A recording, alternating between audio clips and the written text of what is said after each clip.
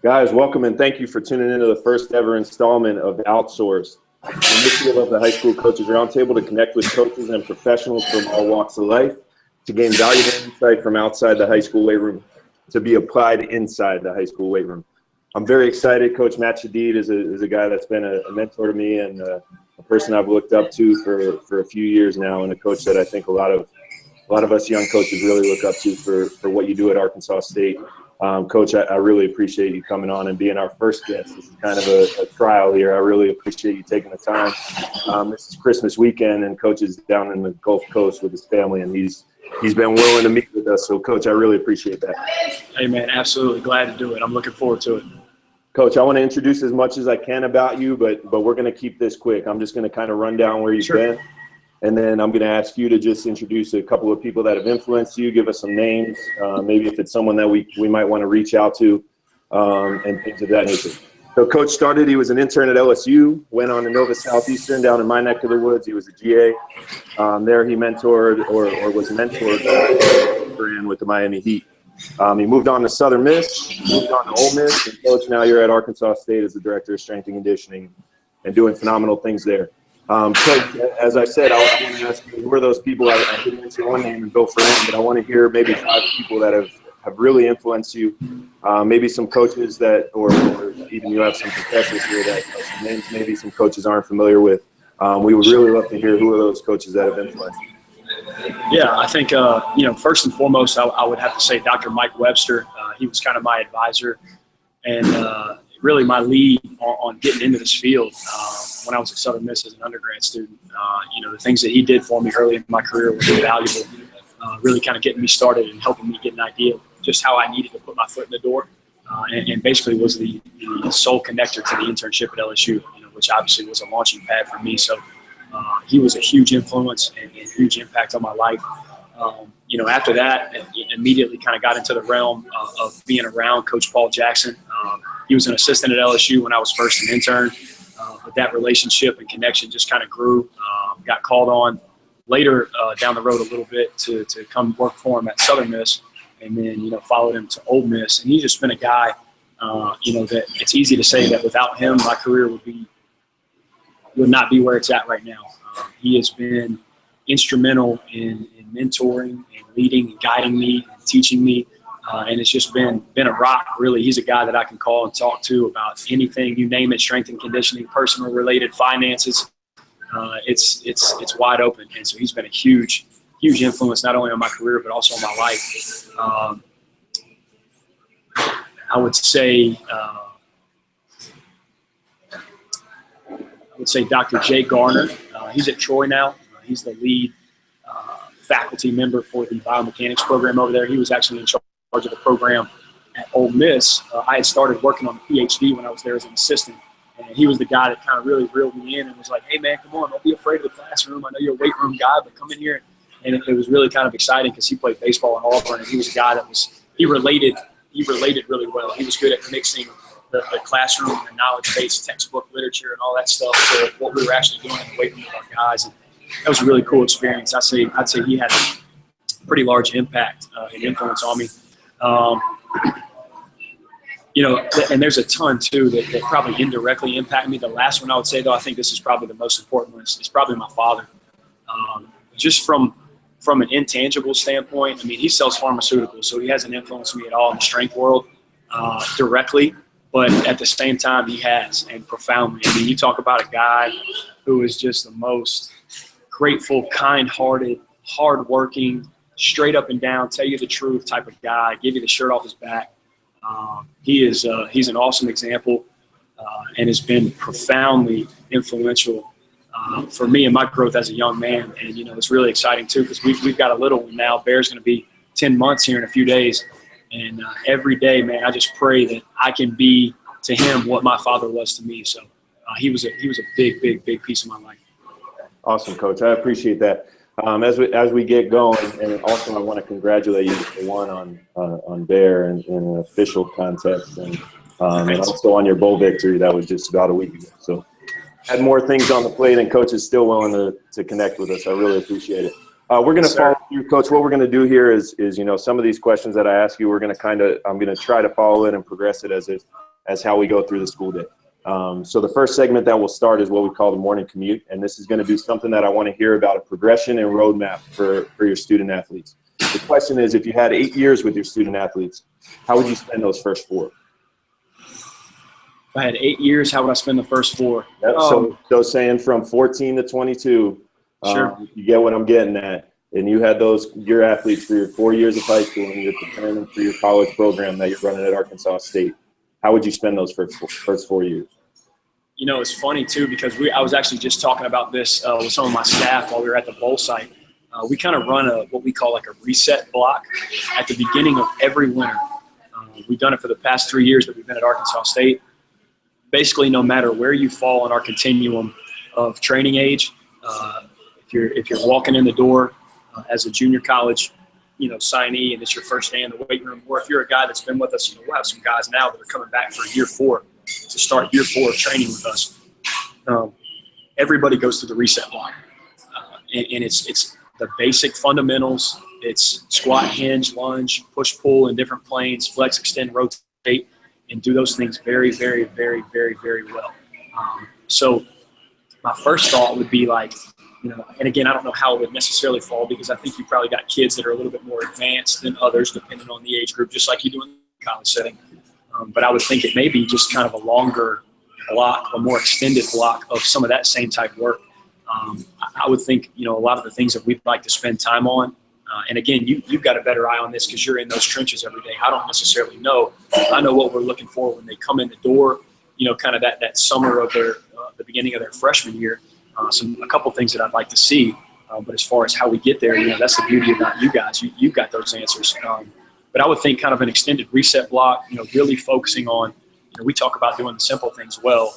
I would think at that level it's just even simpler. And that could be from a load standpoint, from a volume standpoint, from an exercise difficulty standpoint, technicality, no matter the details or how you want to, talk about it in terms of semantics. I think it's just a really, really, really simple version of kind of a reset block. And I would think, a couple years of just hammering that away and getting really, really, really good at the basic stuff would be awesome. I think I would personally have a really big piece of like playtime, like free time as a part of my program, whether that be like tag, ultimate frisbee, capture the flag, different stuff like that, because I feel like, unfortunately, kids these days, they just don't really get out and do those things. And I feel like that's where some of our movement issues stem from, because we're just stuck and we lay around and we sit around. And, good example, my 2 nephews last night, we came in off the road and we walk in and these dudes are just sitting on the couch and they're like glued to this iPad. They're both playing Madden against each other. And I'm like, oh man, y'all want to go? I had just got in and I took the dogs for a walk. We were running up and down, throwing the ball in the backyard. I'm like, you guys want to come out here and play with the pups and, get dirty a little bit and, just run around and jump and roll and spin and climb on stuff and just be kids and play. And it's just, I think we lack that. So I think I have a big component of, maybe for kind of like my movement skill / conditioning / field work, whatever you want to call it, segment, man, just get out and play and experience some of those playground skills, hang on stuff, jump on things, climb, roll, spin, duck, fall and learn how to fall correctly, if there is such a thing. But, things like that, I think those would be big. And I think the combination of those two things, really, really, really good fundamentals from a movement pattern standpoint. Like I said earlier, squat, lunge, hinge, push, pull, flex, extend, rotate, and some play time, just being able to experience your body in space and work on some of those things that we neglect growing up. I think that kind of combination would give us give these kids a better sense of what it is to be rhythmic and coordinated and like sequenced. I feel like that's a big thing that we miss a lot when we get kids that walk in the door. You got guys that, will never like time 20s or 40s or anything like that, or really teach anything out of a 2-point for a while, because that's not really applicable acceleration for us. A lot of stuff in our sport is transitional, so we're going to make it transitional. But say you had a kid come in, or like some of the camps that we work in the summertime, this is a good example, high school kids, we'll talk them through the 40 real quick because the coach is going to get a time on them, and I'll give them like a quick instruction, 35 seconds tops. But it's crazy. I literally have to spend 20 of those 35 seconds saying, if your left foot is up, put your right hand down. If your right foot is up, put your left hand down. And then we'll have kids do it, and they still do it wrong. Because, you got like 500 campers, and it's just me, so it's really hard to fix. But in my head, I'm like, that makes no sense to me. Just like we'll have kids come in, and we'll start doing some rhythm skips and A skips and lateral skips and things like that. Just basic rhythm and coordination, things that as an athlete you take for granted. But kids come in the door to you, and you're like, all right, here we go, A skip. Boom, boom. And they're going same knee, same hand. And it's like, that makes no sense. So I feel like I'm talking all around it, but I would definitely say I think almost like an extended reset block type of thought process, and just continuing to hammer those things, because I don't think they need a ton of variety. I just get really, really good at those things. And then my philosophy is when a pattern looks good, then you can start to load the movement, because that's going to make the adaptation that essentially that you want, because strength will give us, the avenue to a lot of the other physical attributes that we want to be able to touch. So at that age, man, that's a beautiful thing. So let's get really good at organizing our body and patterning those movements. Let's get outside and play and run around and just figure out how to move in space. And I think the combination of those things over an extended period of time, could be really beneficial. And obviously, I think as kids get later, in their career, maybe back half of their junior year and through their senior season, especially if they're a kid who's a prospect, there's chances are they're going to be a little bit more sound fundamentally and athletically. So I would think, those kids will have a kind of more advanced progressive system than maybe just some of your average high school athletes that maybe don't have a chance to play at the next level just because they're limited physically. But I would think somewhere kind of along those lines would kind of be what I would look for in those first 4 years. Excellent. Appreciate that, Coach. Going in, and you hit on some important points, and you kind of hit on the next question. So it's okay that you moved all around the gamut. That's all right. All right. The 0 hour segment. I'm a big motor learning guy. I'm a big motor pattern guy. Motor patterning, I should say. That I feel like that's one of the most important things that we can do. If we can learn movements throughout the duration of those 4 years, I feel like we're setting our kids up for success. So my question for you is now, okay, take yourself out of those first 4 years, and you've got a kid. Maybe we spoke a little bit off air about where your student athletes are coming from a freshman standpoint. If there is anything outside of those skips, outside of those common movement patterns and common limitations or deficiencies that they have, are there other common threads that you see, common trends for your incoming freshmen outside of the ones you already discussed? If that was it, you can just say that was it. If there's anything else, feel free to shout that out. Yeah, I mean, not to ramble, I would think that was kind of a big chunk there. I definitely think the rhythm and coordination aspect is something that we lack. You just got guys that don't really understand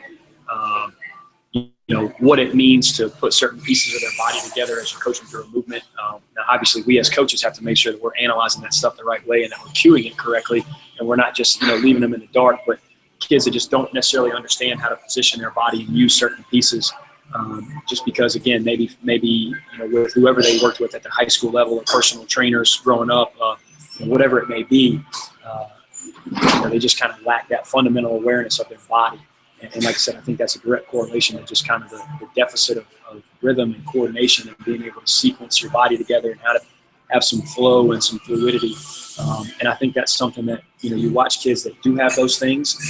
And I would say generally, because it's definitely, not a majority statement, but I think generally those kids tend to be the better athletes, than the guys that can't figure out how to piece their body together and things like that. Gotcha. So, yeah. Cool. Appreciate that. All right. So still on that same point, your coaches come down and fall in love with a kid in Coconut Creek, Florida, from North Preparatory School. Our kid falls in love with the coaching staff, falls in love with Jonesboro, falls in love with their strength coach, and tells me that he's decided to commit and will be signing to Arkansas State to continue his education and playing career. I call you tomorrow and ask a few questions. Okay. What would you ask about him? Let's start with that. I won't give you too many questions. What would you ask about that student athlete that I'm sending your way?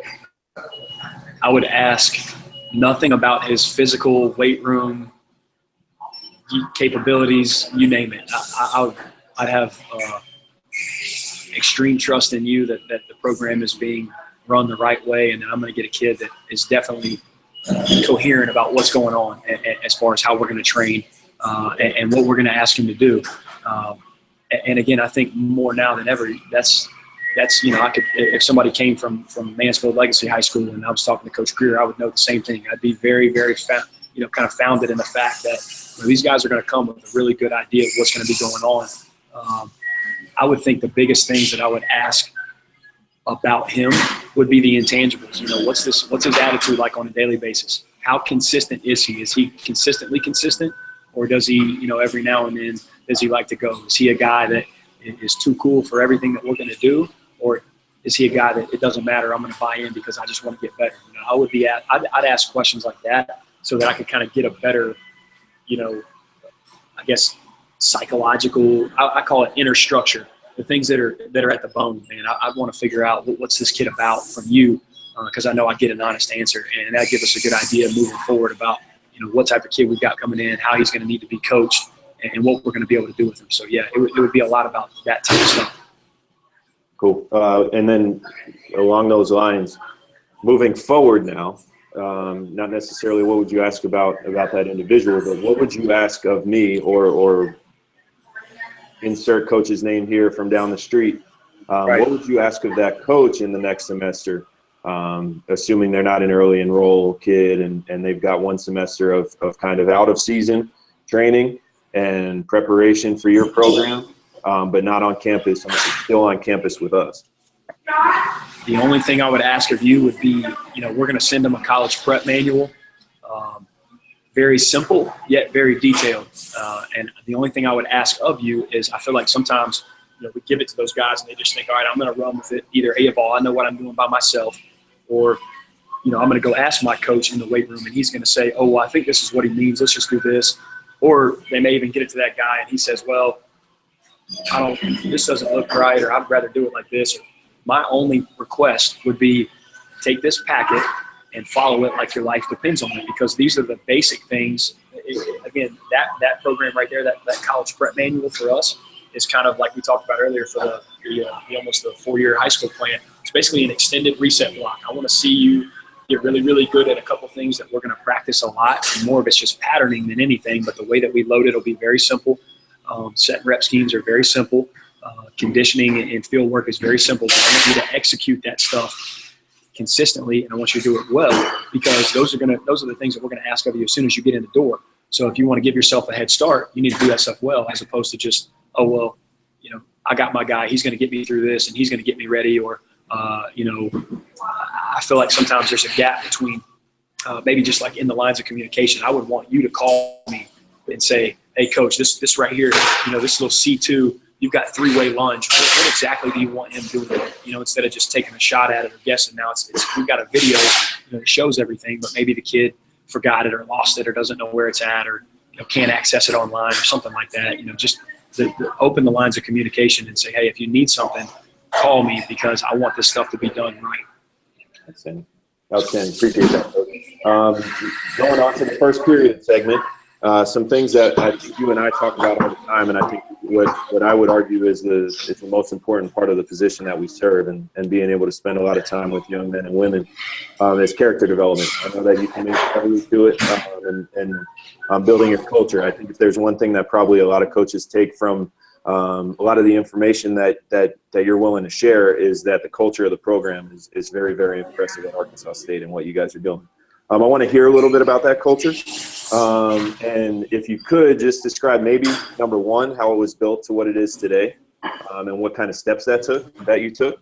But also, if regardless of, a couple years down the line, whatever may happen, end up somewhere else, 10 years down the line, end up somewhere else, anywhere from the New York Giants to the Coconut Creek Giants, what would be something culture-wise or team setting-wise that you would take regardless of that? Okay. So part one of that question was kind of how did it start to get to what it is now? I think it's funny because we walked in the door and I've been watching Coach Jackson for 3 years, and he is like the master of execution and culture and getting these guys to buy in and work and just really enjoy coming to the weight room. So I'm like, all right, but here we go. I'm ready. It's day one. Here, here's what we're going to do well. We're going to be disciplined. We're going to be accountable. We're going to work hard. We were just we were throwing pictures on the wall, man. We had no idea. I had no idea. I knew we were going to bring a lot of energy. I knew we were going to tell these kids the truth. I knew we were going to maintain kind of our expectations. But as far as like real clarity, it took us some time to grow into that. And looking back, I wouldn't have it any other way, because I don't think we would have gotten where we are now if we had like some idea that, oh, this is a fail-proof plan and it's the best stuff since sliced bread. We're going to run with this until the wheels fall off. We just came in and we were like, dude, we're about to ball out. Hope y'all are ready. We're going to smash you in the mouth every day. If you meet us in the middle, we're going to be great. And it kind of evolved into what it is now. I guess what it is now is it's really founded on kind of 4 non-negotiables: attitude, energy, effort, and body language. And those are what we demand from our kids. Now, from myself, because it obviously has to start with me. I demand it from myself. You have to demand it and ferociously live it out, or it does not happen. You can't just write it down and be like, ooh, man, this sounds good. Our culture it's fire. You got to do it every single day. In the days you don't want to, and you got to crank it up 3 notches. But I think for us as a staff, we really come down to 5 things as far as an execution and an action, the standards that we're going to maintain. Number 1 is over communication. Number 2 is attention to detail. Number 3 is sense of urgency. Number 4 is above and beyond, meaning like go beyond the call of duty. Don't just do what you have to do. Do more than that. And then number 5 is enthusiasm in all caps. And enthusiasm for us encompasses love, joy, passion. I mean, there's just so many things that fall into that. That's why we put it in all caps, and it's so important to us. But those 5 things for us, those are kind of like our cultural standards of execution. This is how we're going to act every day. So we follow those 5 things, and we set the bar for our kids as we demand the 4, like I said, kind of non-negotiables from them. And I think that's kind of gotten us to where we are now, just in a really short sense of the story. But I think those things have kind of become concrete for us and have really, really helped us get to where we are now. I think there's obviously some other things, that kind of that supplement those basic ideas and kind of values and standards of execution. One thing is we pride ourselves on is environment is everything. I talk about it all the time. Environment is everything. If you've got an environment that is on fire and the walls are just shaking and people are just itching to get better, then guess what? It's going to happen. I don't care what. It's going to happen, okay? If you ever heard like a guy, maybe even like a preacher on TV, and he's getting into it, and he's talking from the heart, and he's using his emotions, and he's got people feeling it. You go back and ask him what he was saying, and people are like, I don't know. It doesn't really matter because I was feeling it. I want to create that when the guys come in the weight room. They're essentially coming to Arkansas State to get a degree and to play football. Weightlifting and training is a side job. Now, it's the most important side job that you probably have outside of those other 2, but it's still a side job. And these kids don't love it like I love it and like you love it and like my staff loves it. We want to get them to understand how important it is to love it like we love it, because it can help you grow physically, mentally, emotionally, and spiritually. But they don't necessarily get that when they come in. So we want to make sure that the environment is just like that they crave every day. And when they walk in the door, we're like, what's up, baby? How you doing? Let's go to work. I want to chest bump them. I want to shake their hand. I want to add value to their life from the minute they walk in my room. And then when we start, we blow the whistle. They come sprinting in. I'm on the board. We're pushing we're just trying to get going because I want it to be something that every day they're like, I look forward to going in there and getting my butt broke off because he's going to tell me the truth. They're going to push me hard. We're going to get better, and they're going to love me up along the way, when I do right. And I'm going to tell you the truth when you do wrong, but I'm still going to love you at the end of the day. And I think environment is everything. Another supplemental piece is consistency. You got to have it. If you're inconsistent with your standards, with your clarity, with your, you name it, execution, you have to be consistent. It can be your greatest asset or your worst enemy. But if you are consistent and you're really, really, really good at what you do consistently, then it can be a huge, huge, huge asset for you. If not, it'll be kind of that snake in the grass that'll bite you. So I think the environment's really big. Consistency is really, really big. And then respect, I think, is the last one. I think respect is huge. I don't want to have a place where we come in and it's like these kids are like just waiting to have personal comments thrown at them and demeaning and create this like, I'm kind of timid. I'm afraid to make a mistake. Like, nah, we don't want that, man. I'm going to respect you. We're going to push you hard. We're going to tell you the truth. And I want you to come in here and really just be all out, man. Just pour out for what we're trying to do here. Bend over backwards, because when you're willing to do those things, you'll always go harder, longer, further, faster, when you really enjoy it and you're willing to work for it. So I'd say that's a pretty good little roundabout of culture and what we've built here. Absolutely. And what you would take with you, I would presume would be those principles, and that didn't seem like it was specific to the guys at Arkansas State. That seems like something everybody can use. Absolutely. It's definitely applicable to young men and women everywhere, and us too as coaches, or in any type of field of work. It doesn't matter. You can apply that same stuff to different avenues of your life. I talk about it all the time. If you want to be great at something, you better be on fire for it. If you want to be a great strength coach, you better be on fire on a daily basis. Now, those things help build the fire. But, if you want to be good at your finances and investments, then you better be on fire for that stuff. If you want to get better in your relationship with the Lord, then when you get in the Word, you better be on fire for the Word. And it's just kind of a way of life. It's an attitude. It's an approach. So I definitely think that those things are something we take with us. And I think probably the biggest one outside of that stuff is the clarity of expectation and the clarity of the standard that we have for the kids. That was a big one that I learned from Coach Jackson, but it's really like palpable. You can see that every day. I think we get from our guys. I think a lot of the stuff that we get from our guys is because of that stuff right there, because they know every day, this is what it is. Here's the line. It doesn't matter if it's Tuesday, Friday, hot, cold, early, late, hurt, not hurt, tired, grumpy, or super happy. It doesn't matter. We are, as clear as you can be on you name it, on everything, on how we're going to execute reps, on how we're going to move around the weight room, on our body language, on our attitude, on how we're going to show up, what we're going to wear, things like that. I think the clarity of our expectations and our standards is a huge piece that I've learned as a young coach. That, like, hey, this is really monumental in developing a culture that we want to build. It's got to be clear, and you got to be consistently clear. So that's a big one. Outstanding. Appreciate that, Coach. Taking a little bit of a break. I want to get off topic and get to the less serious stuff for a second. Coach, give me a musical artist that, regardless of what day it is, what season, whoever it may be, you wouldn't mind hearing that artist in the radio every day. I'd probably have to say Boosie. We listen to Lil Boosie a lot. I like that. That one's just kind of like the run of the mill. Like, it doesn't matter when you put on Pandora and you press Boosie or Boosie and Webby station, or anywhere in that kind of like South Baton Rouge, Louisiana hip hop genre. You're gonna get some bangers going in the weight room. So I definitely like that.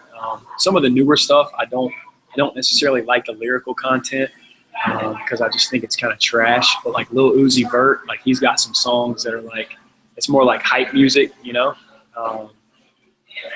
So yeah, I would say those guys. Now, I'm a big hip hop guy, so like, I got to make sure that people understand I don't listen to trash. Like, I like J. Cole. And now that's just probably, we wouldn't put that on in the weight room. And a lot of our guys appreciate J. Cole. That may be more like a Saturday overtime session, or like if we're outside doing some work on the yard on an off day, or like in my car or something like that. But that's the reason that I fell in love with hip hop music, is for guys like him, man. He's a storyteller. He's a poet. Like his new EP, For Your Eyes Only, like, if you listen to that thing all the way through, it's mind-blowing how intelligent and intellectual this guy is. He's laying out a story through different beats and words and lines and bars, and it's really special, man. Like, the guy is talented, and I appreciate hip-hop music for guys like that. But, in the weight room, it's a little bit different. We're not necessarily worried about what they're saying. We just want something that's going to get everybody going. So I would definitely say Boosie Radio, and then I would say Little Uzi Vert. Our guys like 21 Savage a lot, but I'm like, man, he's just kind of like mumbling, and I can't really get into all that. But we try to let the guys have some freedom on the radio as long as it's clean. Sure. And with that, do y'all have like a Spotify playlist or one that you go to? Because especially here at this level, we want to. At least I do. I want to keep it as clean as possible. On Spotify could be a challenge. Sometimes you got to go on Pandora and hit the edited button, and you get old songs in a playlist that you expect to be newer songs, and none of the kids enjoy it. So is there a Spotify list that you go to or anything like that? So our combo weight room crew, Coach Becca, Coach Phil, and Coach Jen, they've got a Spotify account over there. We use predominantly Pandora in the stadium weight room, and again, we keep the edits on. And I'm not a fan of hearing all that stuff. I'd rather it be blurted out. So we try to keep it. Sometimes you'll have those songs that like sneak through and they'll bust a couple words on you. And we'll just be like, so you'll see somebody, Coach Murphy will be sprinting to the iPod next. But a lot of Pandora. We'll do some YouTube sometimes, like YouTube playlists. Let guys have what they want. I've got an Apple Music subscription. You can get like the really clean edited music on that stuff. So if it's like a new CD that dropped, like the Meek Mill when he dropped DC4, that was on Apple Music, and our guys wanted to listen to that from start to finish, and they've got the clean album. So we'll do that. But we don't necessarily use Spotify that much in the stadium weight room. Our Coach Becca kind of runs the show in the combo, and she's got them on Spotify. We just kind of use whatever we can to keep our kids going. Right on. Appreciate that, Coach. That's something that means a lot to me anyway. I'm a big music guy. Unlike you, I'm a big hip-hop guy, but every now and then, I won't lie to you, I'll sit back and lift and not paying too much attention to lyrics. I'm not afraid to turn some of those things on. A couple artists that we'll go, a couple of my athletes face to face, and we'll get in some arguments about hip-hop music, and obviously all clean-spirited, but see, those are some of my favorite conversations with our guys, because they look at me like I'm some old bum that's washed up and never lived in a young, cool state of mind. Like, man, Coach, what you know about that, man? I'm like, y'all need to calm down for a minute, because all this stuff that you're listening to, let me take you back to some of the things that started these guys on their path to where they're at. Like, these guys were born when I was listening to Nellyville and DMX back in the day when I thought that was cool. So yeah, you could find out a lot about an individual just based on what's playing in their headphones, Yep. That's what I've certainly come to find out, especially when working with these kids and working with our students and young people. You can really tell a lot. Coach, I appreciate that. Like I said, that's something that means a lot to me. Just from forget the profession. I'm a big music fan, so I like to hear that. Going into a little bit of professional development. And what I would call the study hall segment is I know Coach Greer and I have become really close friends thanks to your connection. You mentioned him already at Mansfield Legacy. Tell me what you see maybe from an outside perspective, and I don't really want you to just talk about myself. Maybe you can talk a little bit about Coach Greer, but of the high school coaches, maybe you know a bunch of them. And kind of the direction that you see the profession going in, especially at this level. And just from the outside, stepping back, because I know what I see. I think a lot of the people that are going to be listening are going to know what they see. But, one of the reasons why I really wanted to have you on and coaches that are outside the realm is to bring attention to what is going on and what the great coaches around us are doing at the high school level. So I just wanted to hear a little bit about what you're seeing. Again, try to keep it away from the North Broward Prep Coconut Creek range, and you can talk about Coach Greer, kind of just the direction that you see it going in. Okay. That's hard to do, man. A lot of the stuff I watch is high school related. It's all yours and HRs. I think, all right, so from an outsider looking in, what am I seeing? I think the biggest thing that's really exciting is the progressive nature of that particular area of our field. Now, again, it's not even fair for me to sit here and give a synopsis, because I'm really not that in tune to just exactly what's going on at the high school level, because unfortunately for me, I'm very interested in it, as you know, because I ask you all the time. I'm like, man, I want to learn so much more. And I talked to Coach Greer about the same things. I'm just so interested, and I'm kind of learning through you guys. But my time is spent, at our level, and I've got to invest, obviously in my staff and our coaching staff and our school administration, and most importantly, our kids at our level. So I don't spend a ton of time, reaching out to high school coaches, I guess. And maybe that's something that I need to work on to get a better understanding of what's going on. But I spend more of my time reaching out, kind of in my particular area at our particular level, because obviously I want that feedback to be very direct and specific to what I'm trying to get accomplished. Not that you don't have some of the same problems. And again, at the end of the day, training is training. So I think everybody can help everybody. But, like I said, it's probably not even really that fair for me to dive too far deep into what I see. But I do think, and again, starting with great coaches like yourself, and I don't know Coach Eves personally or Coach Schofield personally, but watching those guys and seeing their content and the progressive nature of what you guys are trying to accomplish at that level it's inspiring, if anything, because it's never been like that. And as our profession evolves, we continue to get break out, and there's more individual specific segments and areas of our field that are becoming more highly specialized. And high schools have just, kind of been an afterthought. It's just been like, well, it's a piece of, high school sports, and obviously the best of the best are going to separate themselves no matter what, and they're going to get a scholarship, and then they're going to go train at a higher level to get ready. But now it's taking the same approach that we use at the college level and trying to understand we can help these kids. I mean, you guys are living, breathing example of it. Those guys, your athletes are getting better, and girls are getting better on a daily basis because of the things that you're able to implement. So I think the progressive nature of that area, and not just leaving it as a, well, we're going to be in here and we're going to move some weights and you got a weightlifting period, but I'm going to sit around with the clipboard and just kind of watch you do some stuff. Or, when I was in high school, it was like the same workout every single day. That's just what we did. And it didn't matter what, it was just the same. It was heavy squat, heavy bench, heavy deadlift. We might do some hang cleans at the end, which now I'm like, that's what it was, and now it's like, it's so different from that. And again, that outside perspective looking in, it's inspiring, man, because it's so progressive, and it's going to enable us as college coaches to be able to do so much more with our kids than we did them. So it's an unbelievable benefit for us because, now in my mind, they're still going to be level 0, but how fast they get out of level 0 might be, extremely expedited based off of the training they've had in high school. So I think the progressive nature, and again, guys like you leading the way to really, really shine a light on just how important this is as a piece of these young men and women's just overall athletic development, and just exactly where it's going. So I think it's exciting.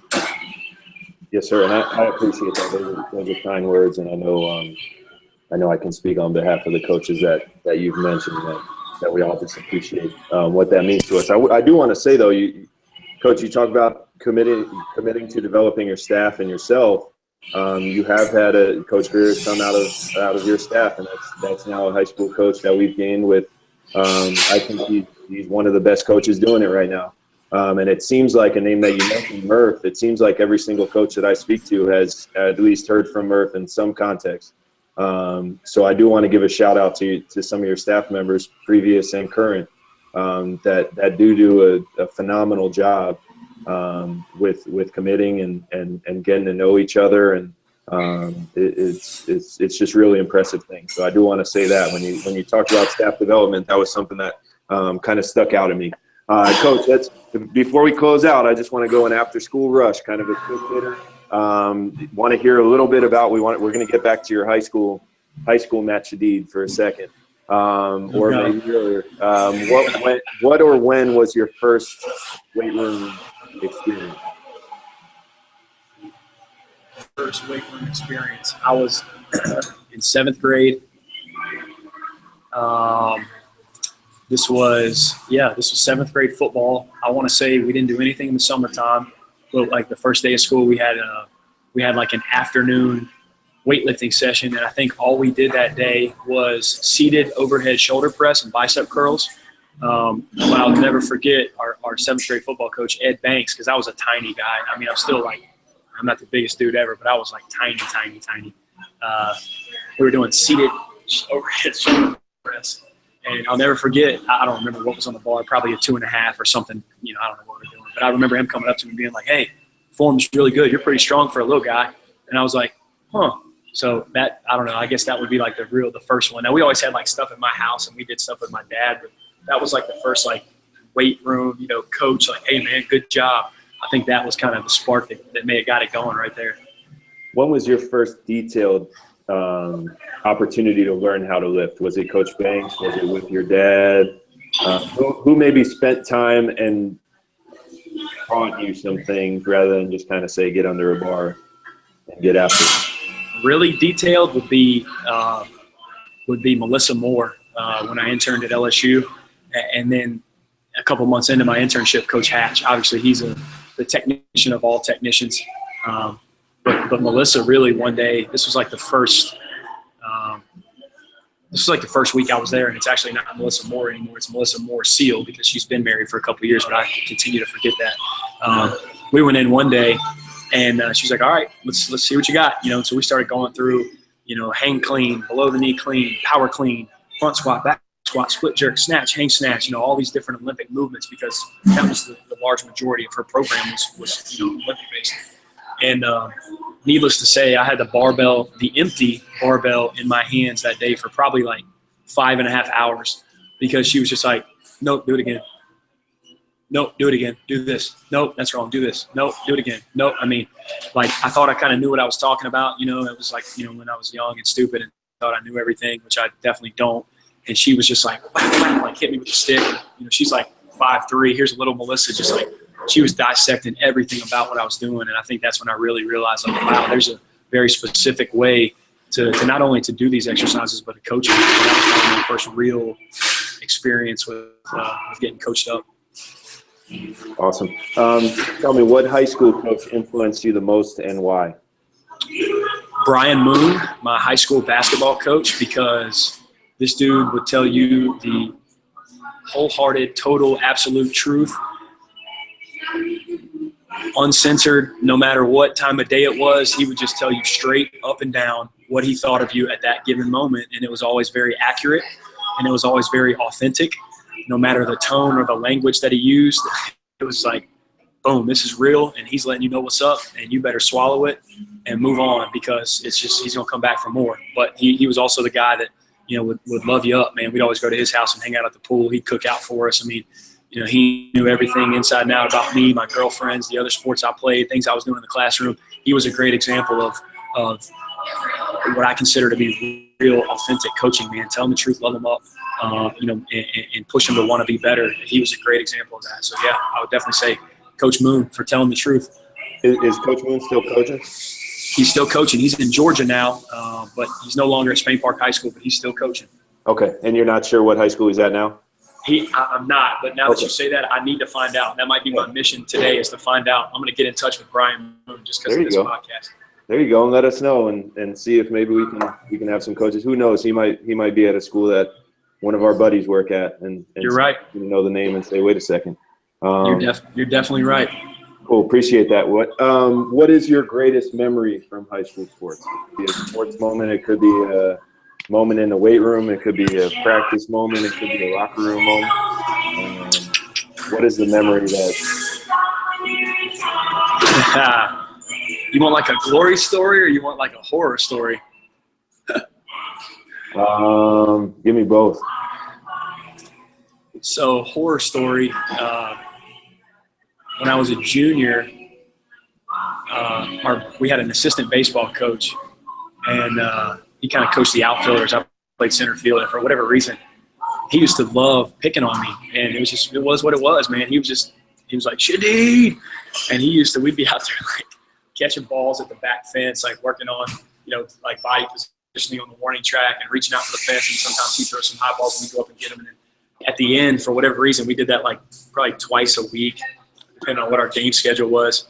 And right on the back of the center field fence was like this big hill and then a road that went like straight downhill for what I feel like was like 3 miles. It was probably only like 100 yards, but it felt like 3 miles. And this dude used to he'd always be like, all right, deep, and he'd hit one, go get it. And multiple times a week, I don't know, I just felt like at that point in time it was my place to just do what I was told, because my dad would have whooped me if he would have heard otherwise. But those were the times, man. I was like, this dude right here, I could not understand what the point of this was. But I'd go get that ball and I'd get it in a hurry. And I think at the end of the day, we kind of had like I wouldn't say a great relationship, but I think he respected me because I was always like, dude, it don't matter what you do. I'm going to be right here and I'm going to come back for more. So those were always fun. All right, that was a horror story. So glory, when I was this is when I was a sophomore. I think it was a varsity game. We were playing Tuscaloosa County. Some crazy, like, this is baseball now. Some crazy set up. I forget exactly how it happened. We were down like 8 or 9 runs. So I led off the inning with a double. And we went all the way through the order, comes all the way back around to me. We've got runners on second and third, and we're down 1. So the order has come all the way back around. We have literally got the game now. It's like 9-8 or however. Again, I can't remember exactly how it worked out. So I lead off with a double to start the rally, and then it comes all the way back to me. Runners on second, third with 2 outs, and I hit a ball down the right field line to score both of them. And that was one of those, like, it was. I remember in the paper it had this like big article, and it was like me like fist pumping on my way to first because it was cool that I had like not only finished it, but I was the guy that started it too. So that was like one of those fun deals. But I was a very average, mediocre athlete in high school. So don't let me fool you. Sounds like a Those were fun, man. I'm sure plenty of people will be envious of that story. That's pretty cool. Coach, I really appreciate your time. Again, it's the holidays. And you're out of town. You should be on vacation. I'm putting you to work. So I really appreciate it. You're a person that I trust, and I knew this would be a good way to get it kicked off. And I thought this was absolutely awesome. Sure. What I want to do, Coach, I want to give you 30 seconds, whatever you want, really, whatever you want to take. I want to give you the last word. It could be words of advice. It could be a call to action. It could be thoughts on something related to our profession. It could be thoughts on something completely unrelated that's going out in the world, or give some shout-outs, Coach, whatever you want to do. I want to just give you a platform to keep your mind. Okay. I'm going to go 2-part. I may go a little over. I'll try to be fast. It doesn't have to be quick. It's on you. A piece of advice would be this. I've fallen in love with this quote, and I talk to our guys about it all the time. Your success in life is directly proportional to what you do after you do what you're supposed to do. Everybody thinks it's just enough to show up, to go to work, to punch the clock, to be in the weight room, to do the sets, to do the reps. That's not it. And it's unfortunate that people are fooled by that mindset. Your success in life is directly proportional to all the things that you do after you do what you're supposed to do or what you're expected to do. I think that's huge. Really love that quote. So that'd be a little nugget. And then to finish, I'd have to shout out definitely my wife, Emily. She's the rock. She's the backbone. She's the support system. Without her, I am nothing. My son, Bear, is an absolute phenom. He's going to be a freak. He's so fun to hang out with, man. It's given me a brand new perspective on life and what it means to really be fulfilled. And then most importantly, obviously our guys on a day-to-day basis, our student athletes for coming in and getting after it and buying in and working their butts off. But most importantly, my staff. I can't even begin to talk about just how important they are. It almost makes me emotional because, and you and I have talked about this a little bit. I'll say this once and I'll say it a million times because I've been able to build and move and kind of create and mold and do some different things. But the current group that I have right now, Rebecca Siddig, Phil Byer, Cody Stout, Matthew Murphy, and Jen Taft. It is literally unbelievable what they're capable of on a daily basis. I've never been more excited to come to work on a daily basis, to be surrounded by people who are just so on fire for what they do and for what we do. And it really just, man, it motivates me on a daily basis because we've got such great people. And that's where all great cultures and great things and great programs and you name it, everything starts with people. And great people make great programs and great culture. So, just without them, there's literally Arkansas State strength and conditioning is absolute zero. So I just want to make sure that I give them a big shout out. And they know, I tell them every day how much I love them, man, and how grateful I am for them because it literally makes my life a breeze knowing that I've got such great people around me. And like I said, it's unbelievably motivating to have those people beside me on a daily basis, man. I got great people that I go to war with in the trenches every day. Couldn't be happier. So, Coach, that's awesome. Again, thank you so much for your time. I really appreciate it. Thank you for all that you do in the profession, and thanks for that all that you've helped me with personally, but even further being on this and kind of sharing the wealth and helping some other coaches out as well. I really appreciate it. Sure. Thanks a lot, man. You got it.